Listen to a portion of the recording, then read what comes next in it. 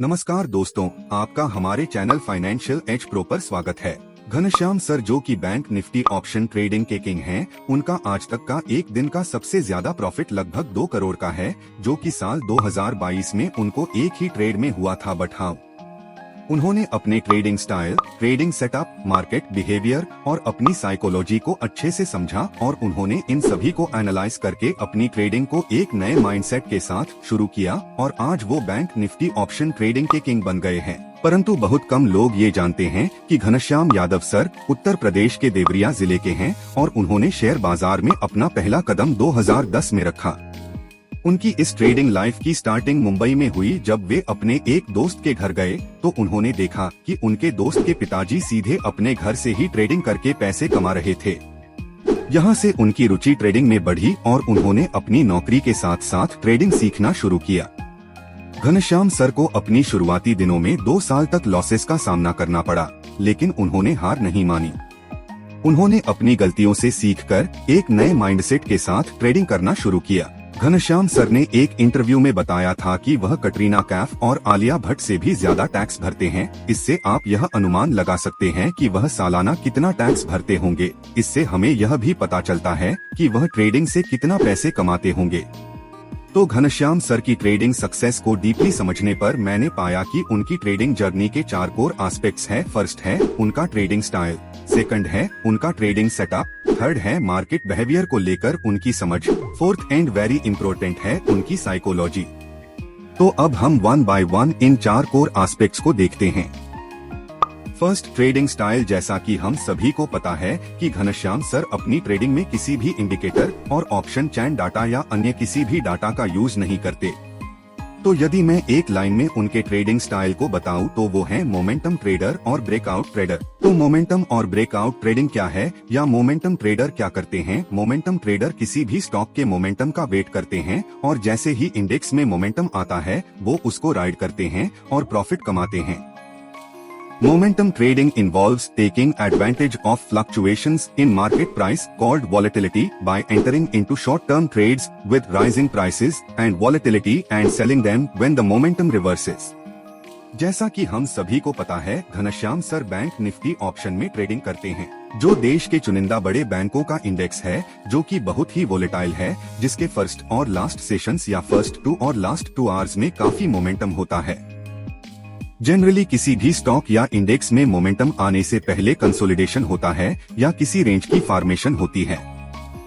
तो ये तो बात हुई घनश्याम सर के ट्रेडिंग स्टाइल की, लेकिन क्या हम भी इस स्टाइल के साथ ट्रेडिंग कर सकते हैं? आंसर इज यस, बट इसके लिए हमें सबसे पहले स्टॉक मार्केट के बेसिक कॉन्सेप्ट के साथ कैंडलस्टिक पैटर्न की समझ होनी चाहिए और इसके साथ साथ कि ये पैटर्न कब काम करते हैं और कब फेल होते हैं, इसकी हमें डिटेल में समझ होनी चाहिए। तो सेकंड है उनका ट्रेडिंग सेटअप। तो सबसे पहले हम यह समझते हैं कि एक ट्रेडिंग सेटअप क्या होता है। ट्रेडिंग सेटअप एक well defined and systematic approach है जिसका उपयोग एक ट्रेडर स्टॉक मार्केट को एनालाइज करने और अपने डिसीजन लेने में करता है। It involves a combination of technical and और fundamental analysis along with specific rules and criteria that guide the trader's actions. Ghanshyam sir की ट्रेडिंग को डीपली समझने पर मैंने पाया कि उनकी ट्रेडिंग सेटअप के मेनली 5 टाइप्स हैं। फर्स्ट है ब्रेकआउट सेटअप, सेकंड है रेंज सेटअप, थर्ड है रिवर्सल ट्रेड सेटअप, फोर्थ है triangle trade setup and last है फ्लैग सेटअप। तो ब्रेकआउट सेटअप में प्राइस चार्ट पर सपोर्ट और रेजिस्टेंस लेवल की पहचान करना और इन लेवल से ऊपर या नीचे प्राइस के जाने का वेट करना होता है। तो इन सपोर्ट और रेजिस्टेंस लेवल का टूटना पॉसिबल ट्रेंड कंटिन्यूएशन और फॉर्मेशन ऑफ नई ट्रेंड को इंडिकेट करता है और ट्रेंड के अनुसार अपोजिट साइड में एक छोटा सा स्टॉप लॉस लगाकर और अपने रिस्क को मैनेज करके ट्रेड में एंट्री ले ली जाती है। एक रेंज सेटअप में ट्रेडर एक हॉरिजॉन्टल प्राइस रेंज की पहचान करते हैं जहां बाजार एक अपर और लोअर रेंज के अंदर मूव कर रहा है। यह पैटर्न तब बनता है जब ट्रेडिंग प्रेशर में एक बैलेंस होता है और ट्रेडर एक अपॉर्चुनिटीज को ढूंढता है ताकि सपोर्ट लेवल्स पर एंट्री ली जा सके और रेजिस्टेंस लेवल्स पर एग्जिट किया जा सके। रिवर्सल ट्रेड सेटअप में मार्केट में पॉसिबल ट्रेंड रिवर्सल की पहचान करना शामिल है। ट्रेडर स्पेसिफिक चार्ट पैटर्न या कैंडलस्टिक फॉर्मेशन की सर्च करते हैं जो कि मौजूदा ट्रेंड के रिवर्सल का संकेत देते हों। बेयरिश रिवर्सल पैटर्न के बनने पर बुलिश साइड के ट्रेड से एग्जिट कर लिया जाता है और बुलिश रिवर्सल पैटर्न बनने पर बेयरिश साइड के ट्रेड से एग्जिट कर लिया जाता है। ट्रायंगल ट्रेड सेटअप में एक चार्ट पैटर्न को पहचानना शामिल है, which creates a symmetrical ascending और descending triangle by converging trend lines. ये पैटर्न प्राइस के कंसोलिडेशन व वॉलेटिलिटी के डिक्रीज होने को इंडिकेट करते हैं, जहां पर price lower highs and higher lows बनाता है और ट्रेडर इस पैटर्न के ब्रेकआउट का वेट करते हैं, जो कि अक्सर एक अच्छी प्राइस मूवमेंट देता है। फ्लैग सेटअप एक कॉन्टिन्यूएशन पैटर्न है जो एक दिशा में शार्प प्राइस चेंज के बाद होता है। फ्लैग पैटर्न एक आयत जैसा दिखता है जिसमें प्राइस एक सीमित दायरे में कंसोलिडेशन करता है। This consolidation represents a temporary pause before the market resumes it's initial trend.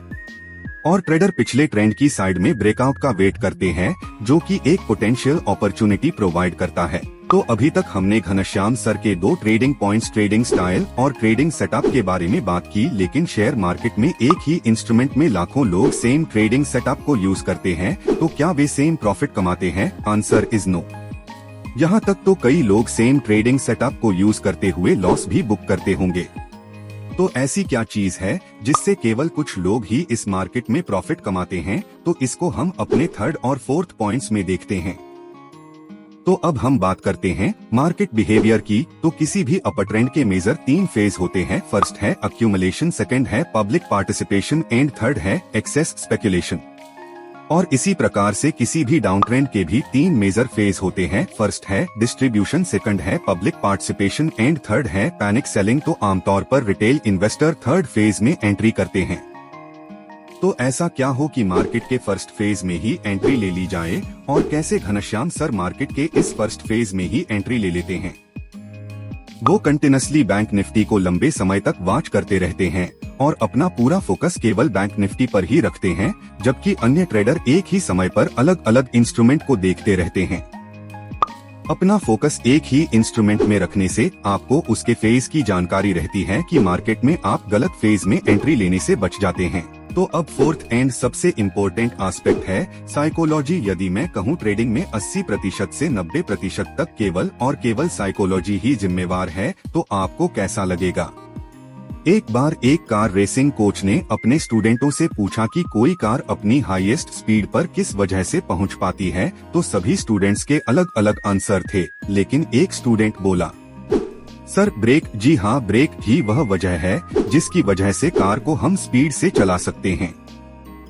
उसी प्रकार से ट्रेडिंग में केवल साइकोलॉजी ही है जो कि किसी भी शेयर या इंडेक्स को मूव करती है। हजारों लोग सेम इंडिकेटर को यूज करते हैं, पर सबकी साइकोलॉजी डिफरेंट होने के कारण ही उनको प्रॉफिट और लॉसेस होते हैं।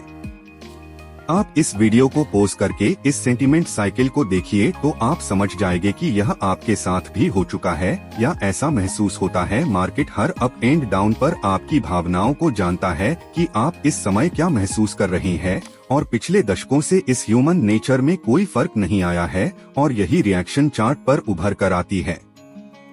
इससे हमें यह पता चलता है चार्ट ही हर इन्वेस्टर और ट्रेडर द्वारा किए गए ट्रेड और स्ट्रैटेजी का रियल कैनवास है, और प्रॉपर तरीके से एनालिसिस करके प्रॉपर मनी मैनेजमेंट व प्रॉपर ट्रेडिंग स्ट्रैटेजी से हम इस सेंटिमेंट साइकिल से बच सकते हैं।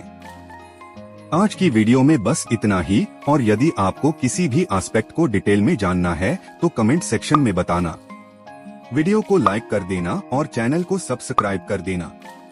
तो मिलते हैं नेक्स्ट वीडियो में। Thank you.